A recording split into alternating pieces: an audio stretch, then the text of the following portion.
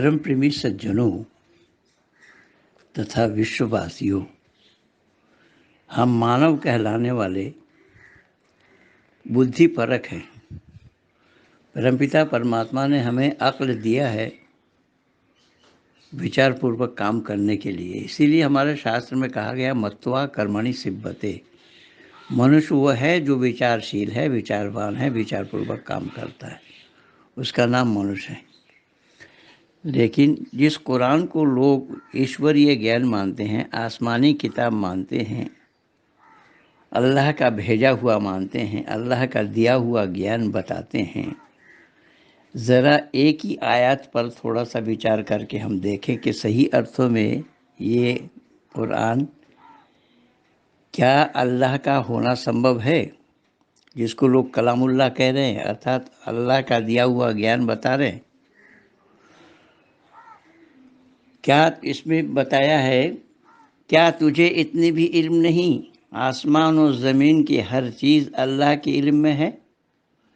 ये सब लिखी हुई है किताब में महफूज। ये किताब महफूज में लिखी हुई है, अर्थात बल हुआ कुरान मजीद फ़ी लौह महफूज। जिसको लौह महफूज कहते हैं, उसी लौह महफूज में ये बातें सुरक्षित लिखी हुई है। अल्लाह ताला पर ये तो अमर बिल्कुल आसान है, यानी अल्लाह ताला के नज़दीक ये काम बिल्कुल आसान है। कलाम इल्म रब की शान, जिसका शान नुज़ुल है, कलाम इल्म रब की शान, रब के कमाल इल्म का बयान हो रहा है कि ज़मीन व आसमान की हर चीज़ उसके इल्म के अहाता में है, यानी उसके नॉलेज में है, उसके दिमाग में है, उसके ज्ञान में है। एक ज़र्रा बराबर भी उससे बाहर नहीं है। कायनात के वजूद से पहले ही उसे कायनात का इल्म उसे था, बल्कि उसे लौह महफूज में लिखवा दिया था। शब्द पर ध्यान देना कि इस कायनात के बनाने से पहले कायनात के बारे में अल्लाह ने लौह महफूज में लिखवा दिया था। अब सवाल ये पैदा होता है कि लिखवा दिया था, इसका मतलब लिखा किसी और ने है, जिससे अल्लाह ने लिखवाई। अगर किसी और से लिखवाया गया तो लिखने के लिए क्या क्या उपकरण चाहिए, तो उसमें आगे बताया। देखिए, सही मुस्लिम में है कि अल्लाह ताला ने आसमान और ज़मीन की पैदाइश से 50,000 साल पहले, जबकि उसका अर्श पानी पर था। दुनिया वालों को ज़रा गौर से सुनना है मेरी बातों को। मैं कुरान से ही हवाला दे रहा हूँ, प्रमाण दे रहा हूँ कि कुरान में कैसी बेतुकी बातें अल्लाह की है, अल्लाह ने कैसी बेतुकी बातें कही है। यहीं सही मुस्लिम शरीफ के हदीस में है कि अल्लाह ताला इस दुनिया के पैदाइश से पहले 50,000 साल पहले, जबकि अर्श उसका पानी पर था, मखलूक की तकदीर लिखी। अल्लाह पानी में बैठे बैठे अल्लाह का अर्श पानी पर था, और बाइबल भी यही बता रहा है कि उसका सिंहासन पानी पर था, और उसमें बैठे बैठे अल्लाह ने इंसान की तकदीर लिखी। इस सुनन के हदीस में है कि सबसे पहले अल्लाह ताला के कलम को पैदा किया और उससे फरमाया कि इस दरियाफ्त किया हुआ क्या लिखूं। उसे कलम से फरमाया लिख, तो कलम ने दरियाफ्त किया क्या लिखूं, तो फरमाया जो कुछ होने वाला है। बस क़यामत तक की कुछ होने वाला था उसे कलम से कलमबद्ध किया गया। बंधुओं, ज़रा विचार करना कि मानवता विरुद्ध बातें किस तरीके से है कुरान की, या कुरान के मानने वाले मानवता विरुद्ध बातें किस तरीके से करते हैं कि दुनिया बनाने से पहले जब अल्लाह का सिंहासन पानी पर था, तो पानी पर बैठे बैठे दुनिया वालों की किस्मत लिख दी अल्लाह ने।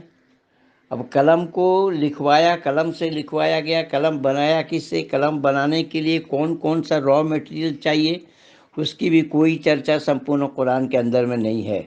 اور یہ اسلام کے ماننے والے لوگ ڈنگ ہانکتے ہیں قرآن کلام اللہ ہے، اس میں ایسی ایسی باتیں ہیں، اس میں کیسی کیسی باتیں ہیں، جھوٹی جھوٹی باتیں ہیں، گپ اور گپا کی باتیں ہیں، دھڑا دھڑ گپ مارا ہے اللہ نے کہ اس میں ساتھ کیوں اور کیسا ہونا سمبھو ہے۔ اس میں لکھا ہے دنیا بنانے سے پہلے قلم کو پیدا کیا۔ سوال یہ ہے کہ قلم کس چیز سے بنائی گئی، قلم بنانے کے لیے کیا کیا اپکرن چاہیے تھا، وغیرہ وغیرہ۔ اس کی کوئی چرچا نہ قرآن میں ہے نہ حدیث کی کتاب میں ہے۔ ابھی انسان پیدا بھی نہیں ہوا، ان انسان کی قسمت کو لکھوا دیا گیا۔